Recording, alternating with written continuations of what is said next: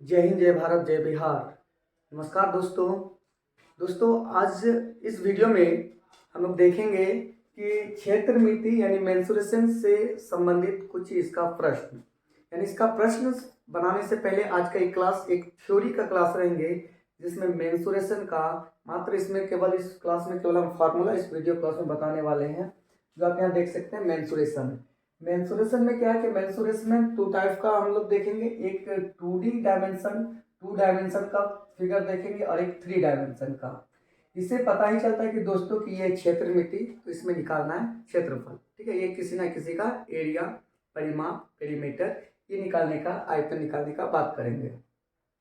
यदि आप 2D यानी 2 डायमेंशन में यदि आप देखते हैं, और जी हाँ, यदि आप ये वीडियो यदि आप देख रहे हैं क्लास 8, 9, 10 और किसी भी कंपटीशन एग्जाम के लिए ये वीडियो बहुत ही हेल्पफुल होने वाले हैं। देखिए, सबसे पहला है वर्ग स्क्वायर, दूसरा है आयत यानी रेक्टेंगल, तीसरा है वृत्त यानी सर्कल, चौथा है त्रिभुज ट्रायंगल, और पांचवा है समचतुर्भुज यानी रोम्बस। इसके बाद छठा हो गया समलंब चतुर्भुज ट्रोपेजियम, इसके बाद ट्रेपेजियम, इसके बाद आपका हो गया लास्ट 7वां हो गया समांतर चतुर्भुज यानी पैरेललोग्राम। इसके बाद जब आप 3D यानी 3 डायमेंशन वाला में देखिएगा तो सबसे पहले पढ़ना होगा घन, इसके बाद घनाभ, बेलन, शंकु और गोलक। आज के इस वीडियो क्लास में हम आप लोगों को बताने वाले हैं केवल 2D का 2 डायमेंशन वाले फिगर का सभी फार्मूला के साथ। दोस्तों अब हम लोग देखेंगे वर्ग। तो सबसे पहले आप लोग तो ये आकृति जानते होंगे पहले से ही कि वर्ग का आकृति यानी वर्ग किसे कहते हैं। आज इसका डिफिनेशन हम लिखने वाले नहीं है, केवल इसका फार्मूला बताने वाले हैं। यानी यदि इस आकृति में लिखते हैं ABCD, तो यहाँ ABCD एक वर्ग है। यानी वर्ग किसे कहते हैं, तो ऐसा चतुर्भुज जिसका चारों भुजा आपस में बराबर हो तथा प्रत्येक कोण 90 डिग्री, ये भी कोण 90 डिग्री, कोण एंगल प्रत्येक कोण 90 डिग्री। और इसका विकर्ण भी दोस्तों आपस में बराबर होते हैं। वर्ग का विकर्ण आपस में बराबर, और विकर्ण जो एक दूसरे को यहाँ प्रतिच्छेद करेंगे ये भी कितना डिग्री पे करेंगे, तो 90 डिग्री। चलिए थोड़ा सा इसमें हम लोग जान लेते हैं कि भुजा को जान लेते हैं, कोण को जान लेते हैं और विकर्ण को जान लेते हैं। फिर इससे संबंधित कोण इसका जो फार्मूला होता है उस फार्मूला को समझते हैं। तो सबसे पहले यदि भुजा पे बात किया जाए दोस्तों, आप क्या बोल सकते हैं कि भुजा, इसका AB भुजा जो है बराबर होंगे BC बराबर होंगे, CD के बराबर, CD बराबर होंगे AD के बराबर। कहने का मतलब ये हुआ कि वर्ग उसे कहते हैं जिसके चारों भुजा आपस में बराबर, केवल चारों भुजा आपस में बराबर नहीं, गलत हो जाएगी। और देखिए आगे क्या बराबर होते हैं, चारों भुजा बराबर। इसका एंगल जो है कोण है दोस्तों, कोण से कोण हो गया, जैसे इसमें कोण A बराबर है कोण B का, कोण B बराबर है कोण C का, और कोण C बराबर है कोण D। और ये एक कोण कितना डिग्री है, तो 90 डिग्री। ओके, एंड नेक्स्ट आगे जब हम बात करेंगे तो इसका विकर्ण भी आपस में बराबर होते हैं। तो विकर्ण को भी हम यहाँ लिख लेते हैं। विकर्ण इसमें हो गए हैं, जब विकर्ण पे बात करेंगे तो विकर्ण हो गया यहाँ पे आपका AC इजकल टू BD। ठीक है, अब हम आ जाते हैं इसके फार्मूला पे। यानी वर्ग किसे कहते हैं, ऐसा चतुर्भुज जिसका चार भुजा आपस में बराबर और चारों कोण भी आपस में बराबर। लेकिन चारों कोण आपस में बराबर कितना डिग्री, तो 90 डिग्री करके, क्योंकि किसी भी चतुर्भुज के चारों कोणों का योगफल 360 डिग्री होता है। तो यहाँ सबसे पहला फार्मूला नंबर फर्स्ट, सबसे पहले हम लोग जानेंगे परिमाप।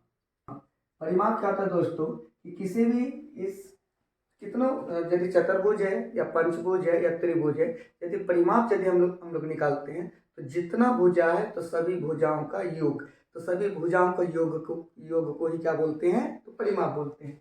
यहाँ यदि आप देखते हैं दोस्तों तो यहाँ क्या होता है कि चारों भुजा आपस में क्या है, बराबर है।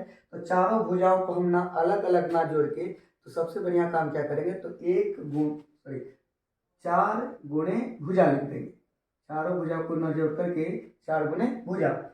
नेक्स्ट फार्मूला क्या होता है, वर्ग का क्षेत्रफल। तो इसका क्षेत्रफल निकालेंगे, वर्ग का क्षेत्रफल हो जाता है इसका दोस्तों, वर्ग का क्षेत्रफल भुजा स्क्वायर। ठीक है, या भुजा स्क्वायर को आप A स्क्वायर भी बोल सकते हैं। ठीक है, साइड स्क्वायर, इसको क्या बोलेंगे, साइड स्क्वायर। ठीक है, नेक्स्ट अगला जब देखेंगे कि हम लोग को यदि विकर्ण निकालना हो, यदि भुजा दिया हुआ हो जब वर्ग का विकर्ण निकालना हो तो विकर्ण निकालने के लिए फार्मूला हो जाता है दोस्तों √2 इंटू भुजा, या बोलेंगे इसी को बोलेंगे ए इंटू √2 या 2 √2 ए। ठीक है, अब हम लोग देखते हैं नेक्स्ट में, देखते हैं दूसरा हो गया आपका 2 नंबर। पहला नंबर में वर्ग हो गया, दूसरा नंबर में हम लोग देखेंगे आयत, रेक्टेंगल। रेक्टेंगल का पहले यहाँ आकृति बना लेते हैं, दे देते A B C D. Rectangle यानी आयत और वर्ग लगभग एक जैसा है, थोड़ा सा इसमें डिफरेंट क्या हो जाता है कि वर्ग का चारों भुजा आपस में बराबर, और आयत का जो होता है ना दोस्तों, ये आमने सामने का भुजा आपस में बराबर, और प्रत्येक कोण इसका भी कितना 90 डिग्री। ठीक है, तो यहाँ भुजा पे अब दोबारा इस पर हम बात नहीं करेंगे, जिसमें भुजा देख लीजिएगा तो A B, B C, C D और ए डी। एंगल तो कोण ए, कोण बी, कोण सी और कोण डी। इसका भी यदि विकर्ण देखिएगा तो ये बी डी विकर्ण और दूसरा विकर्ण क्या हो जाएंगे ए सी, इनका भी विकर्ण आपस में क्या हो जाएंगे बराबर। जब यहाँ इसका फार्मूला देखते हैं तो सबसे पहले परिमाप देख लेते हैं। इसमें परिमाप तो आयत का परिमाप होता है इसका 2 इंटू लंबाई जोड़ चौड़ाई। दोस्तों 2 इंटू लंबाई जोड़ चौड़ाई क्यों हुआ, यदि आप इसको जोड़िएगा तो ये लंबाई कहलाता और ये हो गया आपका चौड़ाई। तो देख लीजिए, एक बार लंबाई यहाँ जोड़िएगा, फिर एक बार लंबाई यहाँ जोड़िएगा, यानी लंबाई दो बार दो जगह जोड़ा जा रहा है। अब चौड़ाई देखिए, एक बार यहाँ जोड़िएगा, एक बार चौड़ाई यहाँ पर, यानी 2 लंबाई प्लस 2 चौड़ाई हो जाता, तो 2 कॉमन ले लिया जाएगा। तो 2 इंटू लंबाई जोड़ चौड़ाई, 2 गुना लंबाई जोड़ चौड़ाई, इसको 2 इंटू एल प्लस बी लिख सकते हैं। इसका दोस्तों जब इसका क्षेत्रफल देखिएगा तो आयत का क्षेत्रफल हो जाता है लंबाई गुने चौड़ाई। ठीक है, नेक्स्ट अब इसका एक फॉर्मूला बचा क्या, विकर्ण। जब इसका विकर्ण निकालेंगे, विकर्ण कितना निकालेंगे हम लोग, जब विकर्ण निकालेंगे आयत का तो इनका विकर्ण हो जाएंगे अंडर रूट लंबाई स्क्वायर जोड़ चौड़ाई स्क्वायर। तो समझिएगा कि एक वृत्त और एक यहाँ हम ले लेते हैं अर्धवृत्त, अर्धवृत्त। ठीक है, अब वृत्त को पहले समझिए दोस्तों कि वृत्त एक ऐसा समतल जगह का, समतल जगह यानी एक प्लेन जगह पे एक गोलाकार को हम लोग क्या बोलते हैं, वृत्त बोलते हैं। अब इस वृत्त जो वृत्त होंगे उसका कहीं ना कहीं केंद्र होंगे, चलिए हम यहाँ सेंटर दे दिए। इस वृत्त का नाम यहाँ यदि हम ओ दे देते हैं तो इस वृत्त का नाम पड़ जा रहा है ओ केंद्र वाला वृत्त। दोस्तों यहाँ से यदि यहाँ ये लिया जाता है, ये इसी का नाम है त्रिज्या। ठीक है, ये त्रिज्या, इसको भी क्या बोलते हैं त्रिज्या, इसको इंग्लिश में बोलते हैं रेडियस आर। ठीक है, आर फॉर रेडियस, इसलिए इसको आर से इसको डिनोट करते हैं त्रिज्या। ये क्या हो गया आपका त्रिज्या। वृत्त को बराबर 2 भागों में बांटने वाला, बराबर 2 भागों में, जो वृत्त को बराबर 2 भागों में बांटता है इसका नाम हो जाता है व्यास, जिसको बोलते हैं डायमीटर, इसको बोलते हैं व्यास। और डायमीटर का पहला लेटर इसको लिखते हैं डी। दोस्तों जब आप देखिएगा कि ए से ओ तक का जितना दूरी है इसको भी त्रिज्या बोलते हैं, ओ से बी इसको भी क्या बोलते हैं यहाँ से त्रिज्या, यानी ये इक्वल डिस्टेंस है, यानी बराबर दूरी है। कह सकते हैं हम लोग कि ए ओ बराबर बी ओ, इसी को क्या बोलते हैं त्रिज्या, त्रिज्या यानी रेडियस। अब दोस्तों यहाँ यदि आपसे यहाँ जब देखिएगा कि ए बी, तो ए बी को बोला जाता है दोस्तों, ये कहलाता है आपका व्यास, व्यास जिसको बोलते हैं डायमीटर, पहला लेटर डी। अब दोस्तों यहाँ से आ जाता है क्या कि A B equal to A O plus O B हो जाएंगे, जहां आप लिख सकते हैं D equal to A O, इसके त्रिज्या है आर, ओ बी आर, दोनों को प्लस कर दीजिएगा 2r। यहाँ से फार्मूला आ गया दोस्तों कि d बराबर 2r या r equal to D by 2। व्यास बराबर 2 गुने त्रिज्या, या त्रिज्या बराबर व्यास का आधा यानी व्यास बाई 2। तो वृत्त का परिधि हो जाएंगे। तो आप लोगों को याद होगा कि वृत्त का परिधि हो जाते हैं 2 पाई r। ओके, जहां r आप समझ ही गए कि r क्या होता है, तो वृत्त का त्रिज्या होते हैं, रेडियस होते हैं। बस पाई का वैल्यू आपको याद रखना होगा, पाई का मान 22/7 या 3.14 होता है। जब इसी को डिवाइड कीजिए, भाग लगेगा तो 3.14। दोस्तों ये परिधि हो गया। अब इसका निकालेंगे हम वृत्त का क्षेत्रफल, एरिया। ना, एरिया ऑफ सर्कल। जब क्षेत्रफल निकालते हैं दोस्तों तो वृत्त का क्षेत्रफल हो जाता है पाई आर स्क्वायर। ये तो टोटल वृत्त का क्षेत्रफल हो गया। अब इसी चीज में यदि हम अर्धवृत्त का यदि हम देखते हैं दोस्तों तो अर्धवृत्त के स्टार्ट हो जाएंगे, यानी जो वृत्त हो जाएंगे बस उसी का क्या हो जाएंगे, आधा। जब आधा करेंगे यहाँ से जब लेंगे तो इसको इधर मिटा देते हैं या नीचे से मिटा दे कोई बात नहीं, इसका सेंटर हो जाएंगे यहाँ पर ओ के अंदर वाला एक क्या होगा, ये वृत्त तो है लेकिन ये है अर्धवृत्त। यहाँ ए दे दिए ना, यहाँ पर बी सेम है दोस्तों, यहाँ से भी नीचे से मिटा दिए। तो ऐसे वृत्त को क्या बोलेंगे हम लोग, अर्धवृत्त का। जब परिधि निकालेंगे दोस्तों देखिए यहाँ से यहाँ तक, तो यहाँ से टोटल राउंड शेप लेंगे तो 2 पाई आर, ध्यान से समझिएगा। यहाँ से टोटल शेप लेंगे, टोटल एक बार यहाँ से चलना स्टार्ट करेंगे और एक बार घूम जाएंगे, ये परिधि कहलाएगा, इसको लिखेंगे 2 पाई आर। यदि आप यहाँ से चलना स्टार्ट किए हैं, ए से चलना स्टार्ट किया, इससे चले और आप आए कहाँ तक, केवल बी तक, तो ये टोटल दूरी का, टोटल डिस्टेंस का केवल आप हाफ गए, तो यहाँ से यहाँ तक का तो आपका हो जाएंगे, इसका हाफ हो जाएंगे, यानी 2 पाई आर का पाई आर। यदि इसमें परिधि देखेंगे दोस्तों, थोड़ा ध्यान दीजिएगा इसमें, तो इसमें ध्यान दीजिएगा, यदि यहाँ फुल परिधि का देखते तो 2 पाई आर, जब इसको यहाँ से यहाँ तक गए तो हो गया ये पाई आर, हो गए दोस्तों पाई आर। अब जब यहाँ देखिए यहाँ से यहाँ तक आ गए तो ये हो गया पाई आर, और यहाँ भी तो है क्योंकि आपका परिधि निकालने का मतलब यहाँ से यहाँ तक गए फिर घूम करके इसी जगह यहाँ तक आए, तो ये हो गया आपका आर और ये भी हो गया आपका आर।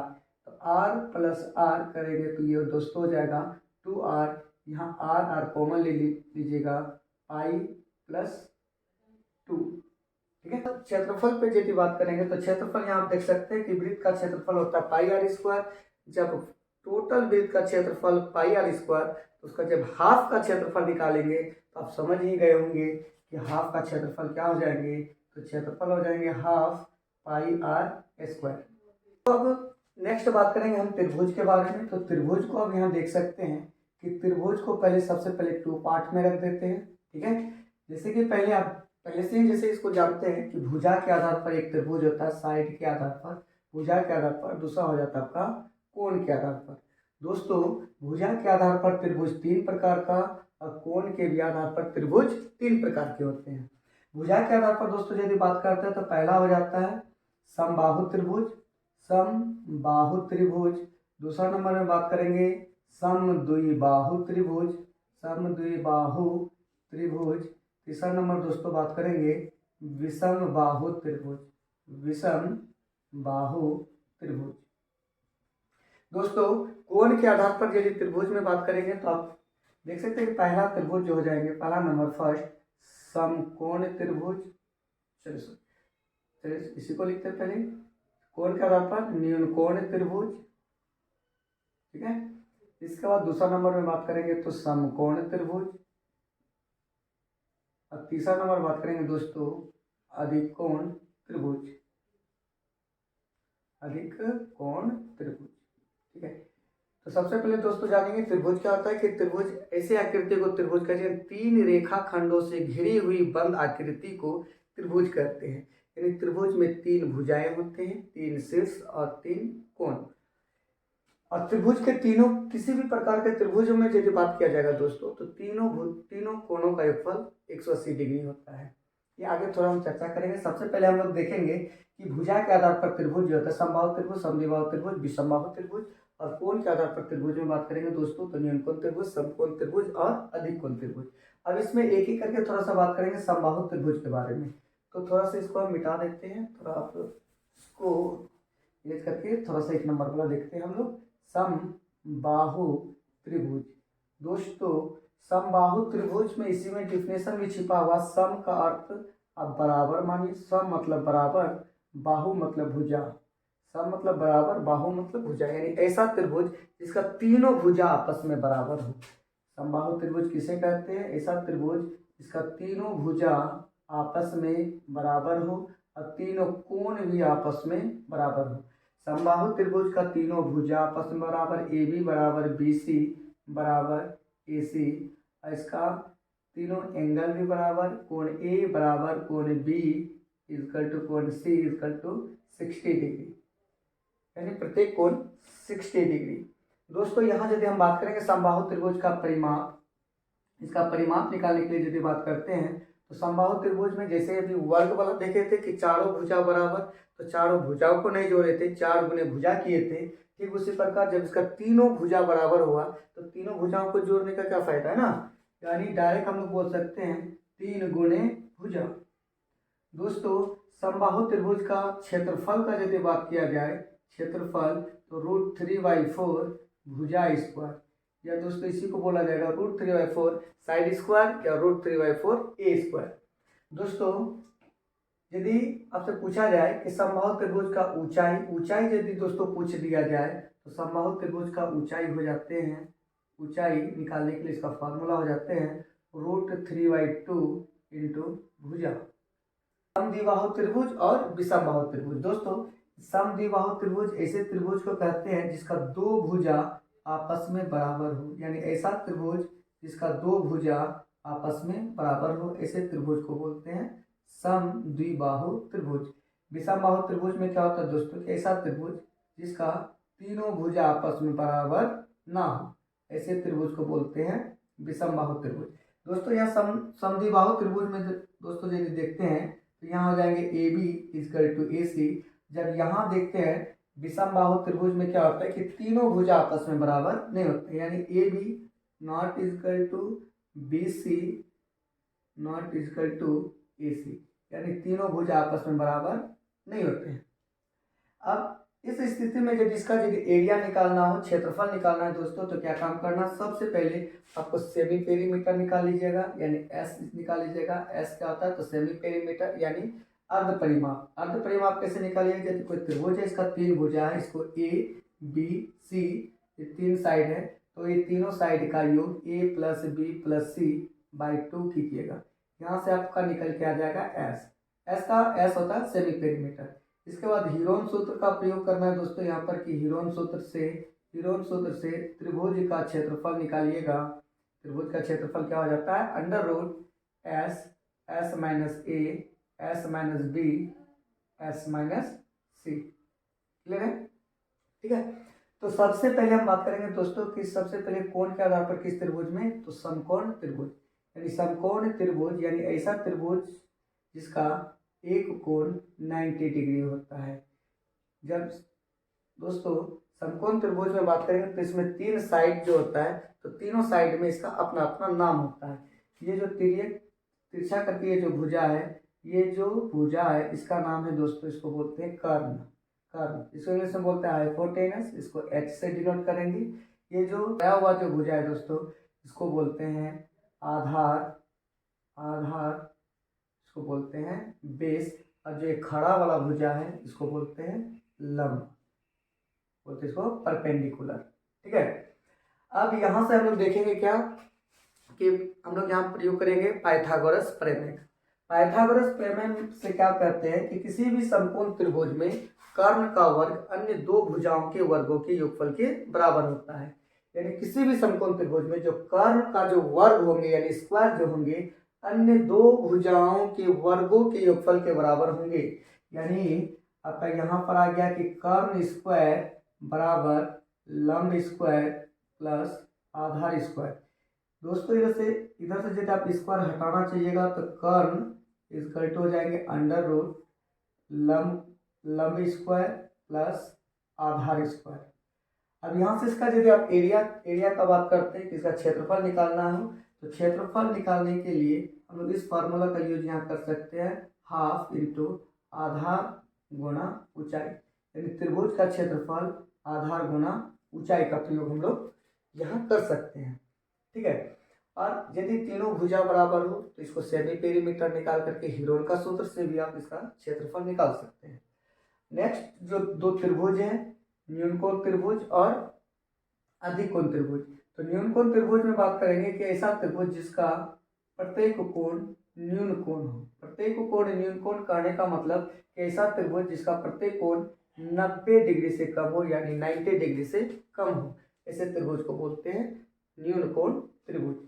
इसके बाद नेक्स्ट इसमें बात करेंगे अधिक कोण त्रिभुज, यानी ऐसा त्रिभुज जिसका एक कोण अधिक कोण हो। अधिक कोण करने का मतलब क्या, अधिक कोण का मतलब हो गया 90 डिग्री से अधिक, ठीक है, और 180 डिग्री से कम, ठीक है, यानी 90 डिग्री से अधिक, 180 डिग्री से कम अधिक कोण। न्यून कोण यानी 90 डिग्री से कम न्यून कोण, 0 डिग्री से अधिक। अब यानी इसका एक कोण हम मान लेते हैं 120 डिग्री। जब इसमें बात करेंगे, मान के चलते देखो 80 70 लिए, यहाँ पे 80 डिग्री लिए, तो यहाँ देख सकते हो दोस्तों 80 70 हो गया तक 150 यानी 150, 150 ये हो जाएंगे आपका 30 डिग्री। यदि इसको हम यदि हम 20 डिग्री माने हैं तो इसको 20 प्लस कर दीजिए, तो 120 और 20 140, तो ये हो जाएगा आपका यहाँ पर 40 डिग्री यानी 40 डिग्री, क्योंकि त्रिभुज के तीनों कोणों का योगफल 180 डिग्री होता है।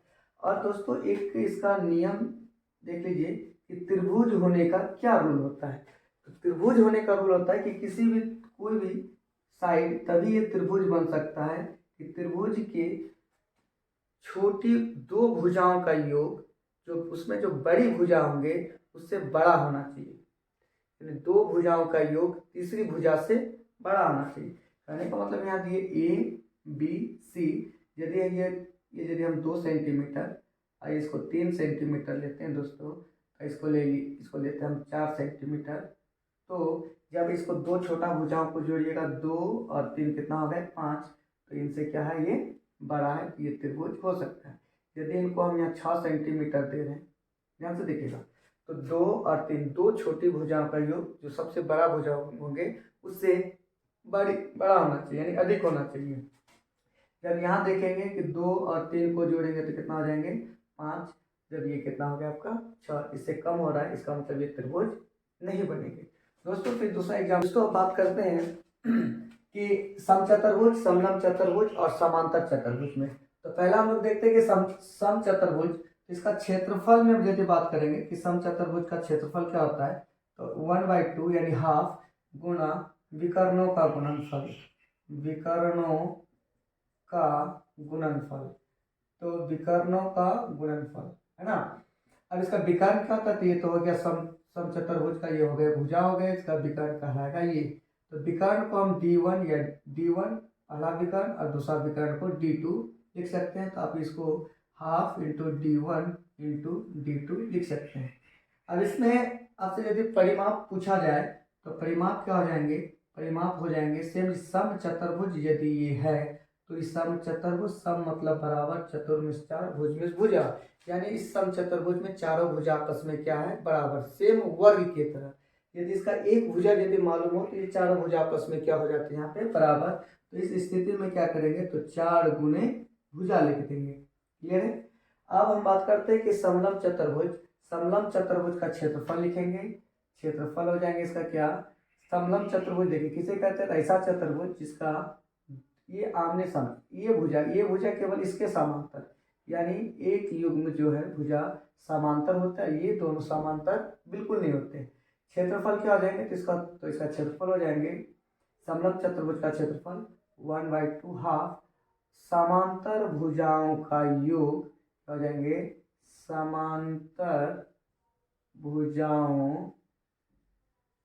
का योग इंटू क्या हो जाएंगे, ऊंचाई हो जाएंगे दोस्तों। ऊंचाई यानी ये हाइट, या बोलेंगे समांतर भुजाओं के बीच का दूरी। अब इसका परिमाप यदि बात करेंगे तो इसका परिमाप क्या हो जाएंगे, तो पहले से ही बताते आ रहे हैं कि परिमाप, किसी का भी परिमाप निकालना है, त्रिभुज चतुर्भुज आयत, तो इन परिमाप में क्या क्या काम करेंगे, यदि त्रिभुज होंगे तो तीनों भुजाओं का योग, चतुर्भुज होंगे तो चारों भुजाओं का योग। अब दोस्तों लास्ट बात करते हैं हम समांतर चतुर्भुज। समांतर चतुर्भुज किसे कहते हैं, तो ऐसा चतुर्भुज जिसके आमने सामने की भुजा समांतर हो, ये भुजा इनके समांतर, ये भुजा इनके समांतर, तो समांतर चतुर्भुज तो आमने सामने की भुजा भी इनका बराबर होते हैं, ठीक है। तो समांतर चतुर्भुज का क्षेत्रफल निकालेंगे, तो समांतर चतुर्भुज का क्षेत्रफल हो जाता है दोस्तों 7 गुणे ऊंचाई, ठीक है, ये हो गया समांतर चतुर्भुज का क्षेत्रफल। परिमाप पे यदि बात करते हैं तो ये आमने सामने की भुजा की लंबाई आपस में बराबर, तो समांतर चतुर्भुज का परिमाप सेम हो जाएंगे इसका, तो आयत के परिमाप के जैसा। तो आयत का परिमाप अभी बताएं, आयत का परिमाप क्या होता है, 2 इंटू लंबाई जोड़ चौड़ाई। ओके, थैंक यू दोस्तों, जय हिंद।